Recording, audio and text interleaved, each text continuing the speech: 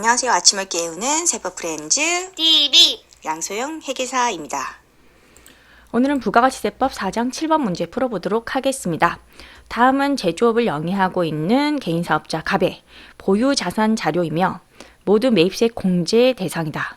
갑이 2020년 1월 1일부터 간이과세자에서 일반 과세자로 전환된 경우 2020년 제1기 과세기간에 대한 재고 납부세액 또는 재고 매입세액을 계산한 것으로 옳은 것은 단 갑은 일반 과세자 전환 시 보유 자산에 대한 재고품 등 신고서를 적법하게 신고한 것으로 가정한다.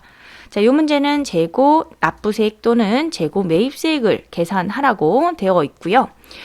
과거의 간이었다가 일반 과세자로 전환된 케이스예요. 현재 일반 과세자죠. 그러면 현재 일반 과세자의 계산 구조에는 재고 납부세액이 있어요? 재고 매입세액이 있어요? 재고 매입세액이 있죠. 그래서 재고 매입세액을 구하는 문제고요. 그런데 재고 매입세액은 매입세액 정산의 컨셉으로서 과거에 초점을 맞춰서 문제를 풀어주셔야 돼요. 과거에 누구였죠? 간이 과세자였습니다. 거기에 초점을 맞춰가지고 산식을 적어서 문제를 풀이를 하시는 게 좋아요. 일반 자료 2019년 1월 1일 현재의 보유자산 현황이 나와 있네요. 부가가치세 포함이라고 되어 있습니다. 요거는 부가가치세 포함이라는 표현이 없어도 과거의 간이었기 때문에 취득가액에는요. 당연히 부가가치세가 포함되어 있겠죠. 그래서 매입세액 정산이니까 매입세액을 발라낼 때는요. 취득가액 곱하기 110분의 10을 적용해서 매입세액을 발라내 주셔야 됩니다. 먼저 건물이죠. 건물의 취득가액을 보시면 2억 7,500이죠. 매입세액은요. 110분의 10을 적용하셔가지고 2,500만 원으로 계산이 됩니다. 제품 같은 경우에 취득가액이 확인이 안 된대요. 자, 그러면요. 재고 매입세액은 이것도 매입세액의 일종이에요. 무조건 세운계약서라든지 증빙에 의해서 확인이 돼야지만 매입세액 공제를 해주는 거죠. 그래서 제품은요. 재고 매입세액 계산 대상이 아닌 거죠. 건설 중인 자산은 취득가액이 나와 있지 않죠. 그 대신에 이번 자료를 보시면 건설 중인 자산과 관련돼 공제 대상 매입세액은 1,200만 원이다 라고 주어져 있죠. 그럼 요 금액을 그대로 쓰시면 되겠습니다.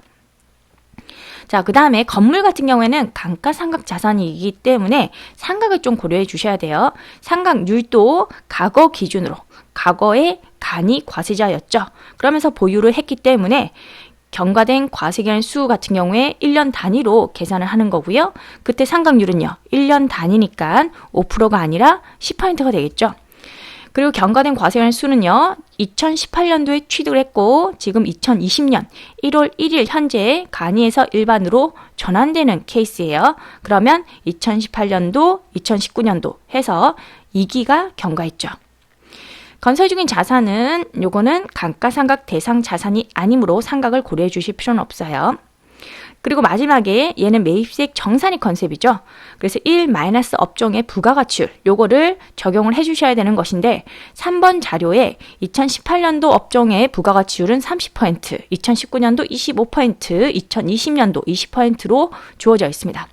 요 업종의 부가가치율 같은 경우에는 언제 간이었는가 그걸로 따져보셔야 돼요. 과거의 간이었죠. 그리고 과거 시점은 여러 개가 있을 수가 있어요. 건물 같은 경우에는 취득을 2018년도에 했죠. 그럼 그때 수치세액 공제 그걸 받았을 거기 때문에 그거랑 일반 과세자는 매입세액 공제를 100% 받는 거니까 그거의 차이에 대해서 정산을 하는 겁니다.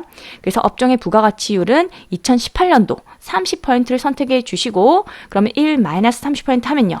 건물 같은 경우에 마지막에 70%를 곱해서 재고 매입세액을 구해 주셔야 되겠죠.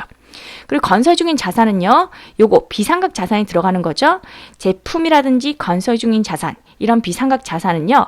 직전 과세기간에 취득한 걸로 봅니다. 직전이라고 하면요. 지금이 2020년 1월 1일 이때부터 전환된 거니까 직전 과세기간은 2019년이 되겠죠. 그래서 25%를 선택하시고요. 1-25% 하면 75%가 되겠죠. 이걸 마지막에 곱해서 재고 매입세액을 구해 주셔야 되겠습니다. 자, 이제 정리만 하면 되겠네요. 정리해보죠. 자, 건물과 건설 중인 자산, 제품이 나와 있었는데 제품은 취득가가 확인이 안 됐죠. 그래서 재고 매입세액 공제 대상이 아니었습니다. 건물과 건설 중인 자산만 구해주시면 되겠고 여기 매입세액 정산이기 때문에 일단 취득가에서 곱하기 110분의 10 이런 식으로 적용을 해가지고 매입세액부터 구해주셔야 돼요. 우리가 구했죠? 건물은 2,500이었고 건설 중인 자산은 1,200이었습니다. 자, 그 다음에 건물의 경우에는 감가상각 자산이기 때문에 상각을 꼭 고려해 주셔야 되겠죠. 상각률은 10%, 그리고 경과된 과세기라는 수는 2개였습니다.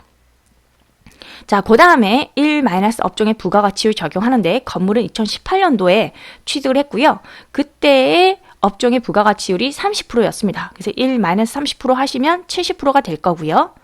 건설 중인 자산은요, 무조건 직전 과세기간에 취득한 걸로 보죠. 직전에 업종의 부가가치율이 25%였고요.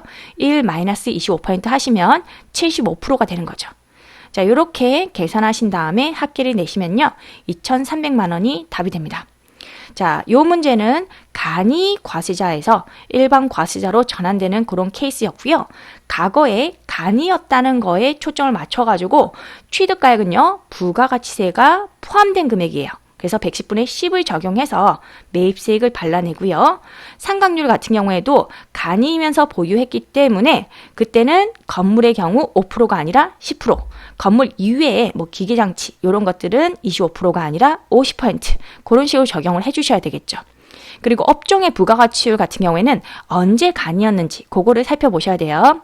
요 경우에는 과거의 간이었고요. 과거의 간이면 과거 시점은 여러 개가 있을 수가 있죠. 건물은 2018년도에 취득한 거니까 그때의 업종의 부가가치율 그거를 적용하셔야 되겠고, 건자라든지 제품은요, 이런 것들은 직전에 취득한 걸로 보는 거기 때문에 직전 과세기간의 업종의 부가가치율을 적용을 해주셔야 됩니다. 자, 이렇게 해서 세법 프렌즈 마치도록 하겠습니다. 수고 많으셨습니다.